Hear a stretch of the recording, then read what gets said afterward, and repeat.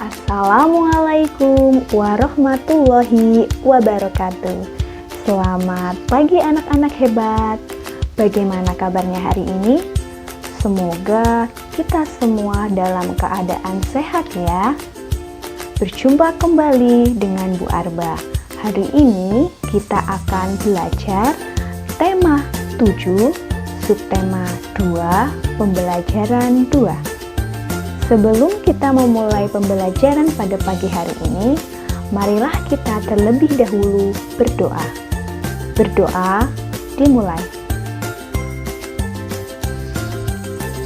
Berdoa selesai. Guru harap kalian mengikuti pembelajaran hari ini dengan penuh semangat dan konsentrasi. Pada pertemuan kemarin, kita sudah belajar tentang wujud benda. Ada benda padat, cair, dan benda gas. Nah, hari ini kita akan belajar tentang peristiwa membeku dan mencair, peristiwa sebelum dan sesudah proklamasi, serta pola lantai. Tujuan pembelajaran hari ini, yang pertama, menganalisis pengaruh kalor terhadap peristiwa membeku dan mencair. Yang kedua, mengidentifikasi peristiwa-peristiwa yang terjadi sebelum dan sesudah pembacaan teks proklamasi kemerdekaan. Dan yang ketiga, menelaah dan mempraktekkan pola lantai pada suatu tarian. Perhatikan gambar berikut. Pernahkah kalian membantu ibu membuat agar-agar atau membuat puding? Pembuatan agar-agar merupakan peristiwa membeku di mana larutan agar-agar yang didiamkan lama-kelamaan akan mengeras karena melepaskan kalor. Nah, untuk lebih jelasnya, mari kita melakukan percobaan. Lakukan bersama kelompok yang telah Bu Guru bagi. Yang pertama, siapkan alat dan bahan yang diperlukan berupa lilin, korek, dan tatakan. Yang kedua, bacalah langkah kerja pada LKPD dan ikuti petunjuk pengerjaan LKPD tersebut. Yang ketiga, tulislah hasil percobaanmu dan presentasikan hasilnya di depan teman yang lain. Nanti kalian akan mendapat LKPD seperti pada gambar di layar. Lilin merupakan benda padat karena dapat dilihat dan dipegang. Setelah dinyalakan, lilin akan meleleh membentuk cairan yang menetes di sekitar lilin. Peristiwa ini disebut mencair, yaitu perubahan wujud dari padat menjadi cair. Pada peristiwa ini terjadi penyerapan kalor. Kemudian, setelah beberapa lama, cairan yang menetes di sekitar lilin akan berubah wujud menjadi padatan dengan bentuk yang tidak beraturan. Peristiwa ini disebut membeku, yaitu perubahan wujud dari cair menjadi padat.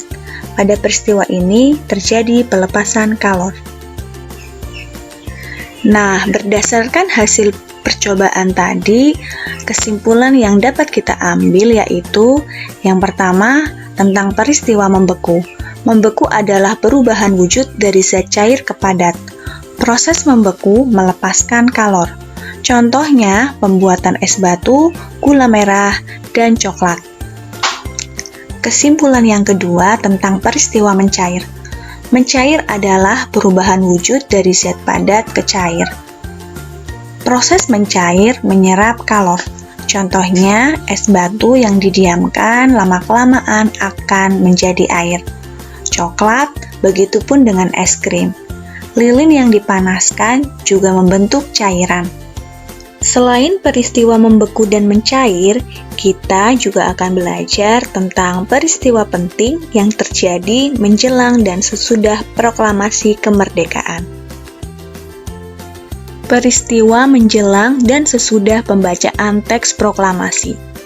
Setelah mendengar berita Jepang menyerah kepada sekutu, bangsa Indonesia mempersiapkan dirinya untuk merdeka. Perundingan-perundingan diadakan di antara para pemuda dengan tokoh-tokoh tua maupun di antara para pemuda sendiri. Walaupun demikian, antara tokoh pemuda dan golongan tua sering terjadi perbedaan pendapat. Akibatnya terjadilah peristiwa Rengas Dengklok. Untuk lebih memahami tentang peristiwa menjelang dan sesudah pembacaan teks proklamasi, kalian bisa membaca buku siswa halaman 90-91.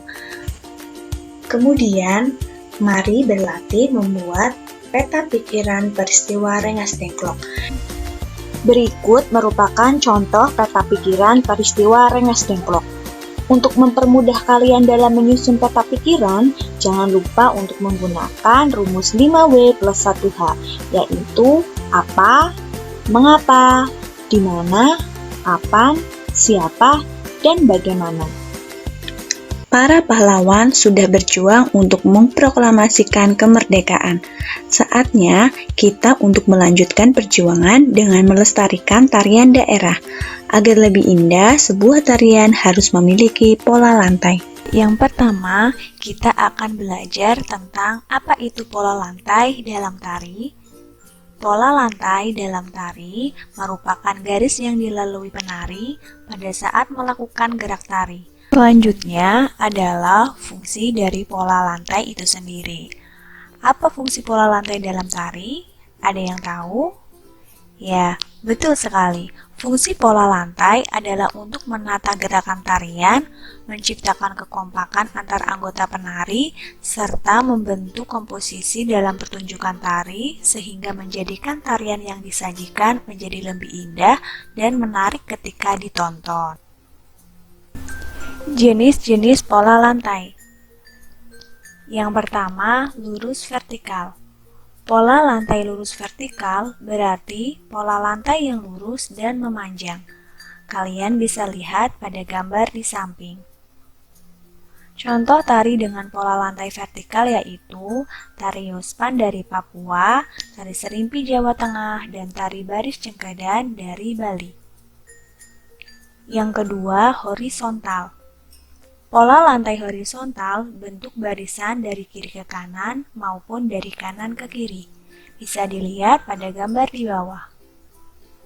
Contoh tari pola lantai horizontal adalah tari Saman dari Aceh. Yang ketiga, diagonal. Pola lantai diagonal membentuk garis menyudut ke kanan atau ke kiri. Bisa dilihat pada gambar di samping. Contoh tari pola lantai diagonal yaitu tari Gending Sriwijaya dari Sumatera Selatan, tari Sekapur Sirih dari Jambi. Yang keempat, melengkung. Pola garis melengkung sendiri terdiri dari 3 macam, yaitu garis lingkaran, angka 8, huruf U, dan lengkung ular.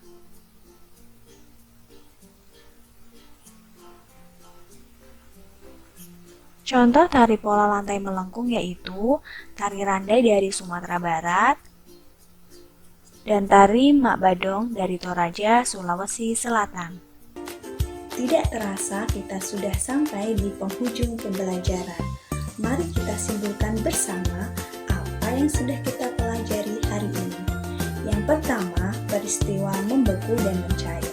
Membeku adalah perubahan wujud dari cair menjadi padat. Sedangkan mencair adalah perubahan wujud dari padat menjadi cair.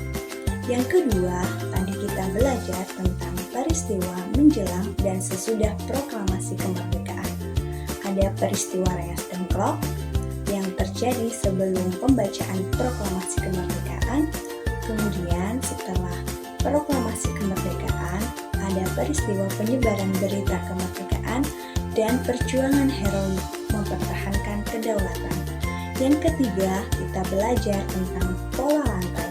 Ada pola lantai horizontal, vertikal, diagonal, dan melengkung. Demikian pembelajaran pada pagi hari ini. Ada yang merasa kesulitan?